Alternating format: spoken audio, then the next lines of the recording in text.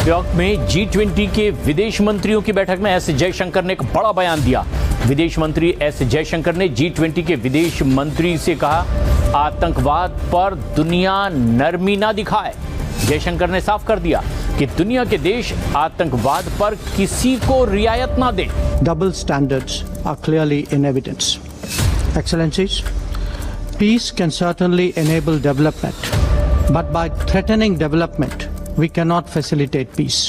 दोस्तों, इंडिया गाहे पाकिस्तान का जो इशू है उसको ग्लोबल स्टेज पे लेके जा रहा है। भारत के विदेश मंत्री डॉक्टर एस जयशंकर ने आज यूनाइटेड नेशंस G20 विदेश मंत्रियों की बैठक में जबरदस्त बयान दिया है। उन्होंने पाकिस्तान और अमेरिका दोनों को कड़ी चुनौती दी है। A persistent threat to development is that perennial disruptor of peace, terrorism. It is imperative that the world display neither tolerance nor accommodation to terrorist activity. Doctor Jaishankar ने पाकिस्तान को सख्ती से टोका, कहा आतंकवाद के खिलाफ कोई नरमी नहीं बरती जाएगी। उन्होंने स्पष्ट कहा, किसी भी देश को आतंकवाद पर रियायत नहीं दी जाएगी। यह सीधे पाकिस्तान की आतंकवाद को बढ़ावा देने वाली नीतियों पर निशाना था। जियो पॉलिटिक्स के अंदर जो मीडिया दिखाता है वो है सेंसेशंस, वो है प्रॉब्लम्स, क्योंकि उसे टीआरपी मिलती है। लेकिन जो एक्चुअल गवर्नमेंट है, जो गवर्नमेंट का काम है, जो जियो पॉलिटिक्स है, इट इज फार बियॉन्ड। सिर्फ पाकिस्तान ही नहीं, जयशंकर ने अमेरिकी दोहरे मानकों को भी बेबाकी से उजागर किया। उन्होंने अमेरिकी राष्ट्रपति डोनाल्ड ट्रंप की नीतियों पर कटाक्ष करते हुए कहा कि विकासशील देशों को टैरिफ और आर्थिक दबाव देकर शांति को खतरे में डाला जा रहा है। ये समझा रहा है वो यूनाइटेड नेशंस को कि सारा काम तो डोनाल्ड ट्रंप कर रहा है, मैं अकेला पूरी पृथ्वी का जो भार है अपने कंधे पे लेके चल रहा हूं। जैसे ग्रीक लेजेंड्स में कहा जाता है एटलस ने पूरी पृथ्वी का भार अपने कंधे पे ले रखा था। तो ये जो भाई है, ये पूरी पृथ्वी का भार अपने छोटे से कंधों पे लेकर ये चल रहा है और यूनाइटेड नेशंस को कहता है कि तुम लोग तो नालायक हो। जयशंकर ने जोर देकर कहा कि शांति विकास के लिए बेहद जरूरी है और इसे कमजोर करना कोई समाधान नहीं हो सकता। उन्होंने बताया कि युद्ध को सही ठहराना और आर्थिक बाधाएं डालना उन देशों को पदच्युत करता है जो पहले से ही कठिनाइयों से जूझ रहे हैं। कि जियो पॉलिटिक्स इतना स्ट्रेट फॉरवर्ड नहीं है जितना दिखता है, यही इंटरनेशनल डिप्लोमेसी है। अब एक और आते हैं कि जो क्लासिकल डिप्लोमेटिक मैनूवर होता है, हम वो देख रहे हैं। ट्रंप की अप्रोच बिल्कुल भी इमोशनल नहीं है, कैलकुलेटिव है, वो बेवकूफ नहीं है ट्रंप। डॉक्टर जयशंकर का यह साहसी वक्तव्य अंतर्राष्ट्रीय स्तर पर हलचल मचा रहा है और यह साफ करता है कि भारत आतंकवाद और अन्यायपूर्ण वैश्विक नीतियों के खिलाफ एक सख्त रुख अपनाएगा। इस खबर पर और अपडेट्स के लिए बने रहें। कहते हैं कि जो पाकिस्तान है उसको आपने माफ नहीं करना, उसको आपने पूरी दुनिया के सामने लेके जाना है, उसके इंटरनल इश्यूज को हाईलाइट करना है और ताकि आप ये बता सकें कि भाई साहब ये क्या कमाल की चीज जो है वो हुई है। एक बड़ी और अहम खबर सामने आई है। भारत के विदेश मंत्री डॉक्टर एस जयशंकर ने न्यूयॉर्क में G20 विदेश मंत्रियों की बैठक में दो देशों पाकिस्तान और अमेरिका को जमकर आड़े हाथों लिया। जयशंकर ने कड़े शब्दों में कहा कि आतंकवाद के खिलाफ किसी भी तरह की नरमी बर्दाश्त नहीं की जाएगी। उन्होंने स्पष्ट किया कि आतंकवाद पर रियायत देना किसी भी राष्ट्र की सहनशीलता नहीं हो सकती। यह बयान पाकिस्तान पर सीधे वार था, जो क्षेत्र में आतंकवाद को प्रोत्साहित करता रहा है।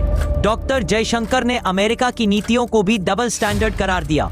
उन्होंने कहा कि शांति और विकास एक दूसरे के पूरक है, लेकिन जब शांति को खतरे में डालकर विकास के रास्ते रोके जाते हैं तो इसका गंभीर नकारात्मक असर विकासशील देशों पर पड़ता है। उन्होंने अमेरिका की टैरिफ नीतियों और आर्थिक दबावों की तीखी आलोचना की, जो ग्लोबल साउथ की अर्थव्यवस्थाओं को जकड़ रही हैं। उन्होंने यह भी कहा कि युद्ध को जायज ठहराना और दूसरे देशों की आर्थिक जरूरतों की अनदेखी करना अहंकारी और संकीर्ण सोच है। ऊर्जा और आवश्यक संसाधनों पर लगे प्रतिबंधों का सीधा असर उन देशों पर पड़ता है जो पहले से कठिनाइयों से जूझ रहे हैं। डॉक्टर जयशंकर का यह स्पष्ट संदेश है कि भारत आतंकवाद और अन्यायपूर्ण वैश्विक नीतियों के खिलाफ कड़ा रुख अपनाएगा और अंतर्राष्ट्रीय मंच पर भारतीय दृष्टिकोण को मजबूती से पेश करेगा। Peace can certainly enable development, but by threatening development, we cannot facilitate peace. Making energy and other essentials more uncertain in an economically fragile situation helps no one. Therefore, the way out is to move the needle towards dialogue and diplomacy, not in the opposite direction towards further complications. जहां जाते हैं वहां पर line शुरू होती है negotiation की। और भारत का जो रिस्पॉन्स है इन सारी चीज़ों में बहुत ही ज़्यादा इक्वली स्ट्रेटेजिक है। प्रधानमंत्री मोदी बहुत ही मेजर्ड वे में रिएक्ट करते हैं। पहली बात तो रिएक्ट करते ही नहीं, अगर करते हैं तो बहुत मेजर्ड होता है। ऊपर से जयशंकर जी, आपको मालूम है डिप्लोमेसी की सारी किताबें इस बंदे ने फाड़ के फेंक दी है। वो डिप्लोमेटिक कंपोजर रखते हैं, जवाब ऐसा देते हैं कि मीडिया हफ्तों तक नहीं महीनों तक उसके बारे में बात करती है। यही होती है चेस गेम, जहां पर आप इमोशनल आउटबर्स्ट नहीं करते, कैलकुलेट करते हैं, सोचते हैं कि मेरी चाल क्या होगी, उसके बाद अगले की चाल क्या होगी, उसके बाद आप स्टेटमेंट देते हैं। क्या आप इमेजिन कर सकते थे कि भारत की टीम जाती है अमेरिका में और वो ट्रेड और H-1B वीजा के ऊपर बात ही नहीं करती, वो सीधा जाते हैं इक्वली स्ट्रेटेजिक रिलेशनशिप के ऊपर। इसको बोलते हैं मेजर्ड रिस्पॉन्स, जो मोदी जी और मोदी जी की टीम देती है। अब की इनसाइट्स क्या है, ये जो दोनों कंट्रीज की अब मीटिंग हो रही है, दोनों कंट्री ने बोल दिया हम अफोर्ड नहीं कर सकते अपने रिलेशनशिप को ब्रेक करना।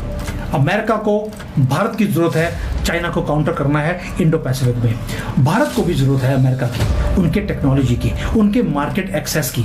इसीलिए हम दोनों ने बात करनी शुरू कर दी है, why not again go back to our relationship, जिसके ऊपर 25 साल लगाए हैं भारत और अमेरिका ने इसको डेवलप करने के लिए। उससे पहले तो अमेरिका का जो जितना भी थिंक टैंक था वो तो पाकिस्तान की जो ये हैं डिक्टेटर्स हैं उनके साथ वो रिलेशनशिप बनाते रहे, लेकिन पिछले 20-25 सालों में ये चीज़ें चेंज हुई हैं और 10 सालों में तो बिल्कुल ही ट्रांसफॉर्म हो गई हैं। अब मेरी असेसमेंट क्या है, मेरी असेसमेंट ये बोलती है कि इंडिया यूएस के जो रिलेशंस हैं अब ये थोड़े से वॉलेटाइल आपको दिखेंगे, लेकिन जो ट्रेड डील है वो नवंबर तक साइन हो जाएगी, ये गारंटीड है।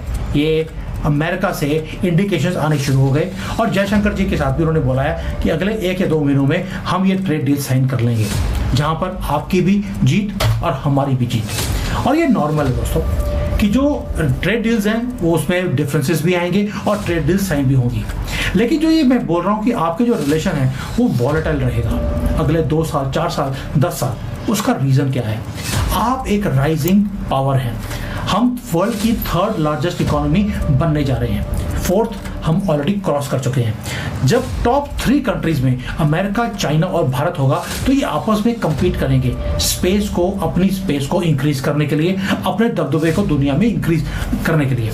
इसका मतलब है कि तीनों कंट्रीज में कंपटीशन भी इंक्रीज होगा, फ्रिक्शन भी इंक्रीज होगी, नेगोशिएशन और हार्ड होंगी, और तीनों कंट्रीज इंटरडिपेंडेंट भी रहेंगी और इंडिपेंडेंट भी रहेंगी। अगर आपको वीडियो पसंद आए तो चैनल को सब्सक्राइब करें और बेल आइकन को जरूर दबाएं ताकि आपको ऐसे ही लेटेस्ट वीडियो की नोटिफिकेशन मिलती रहे। Thank you for watching. मैं हूं विवेक, मिलते हैं नेक्स्ट वीडियो में। Stay updated and stay safe.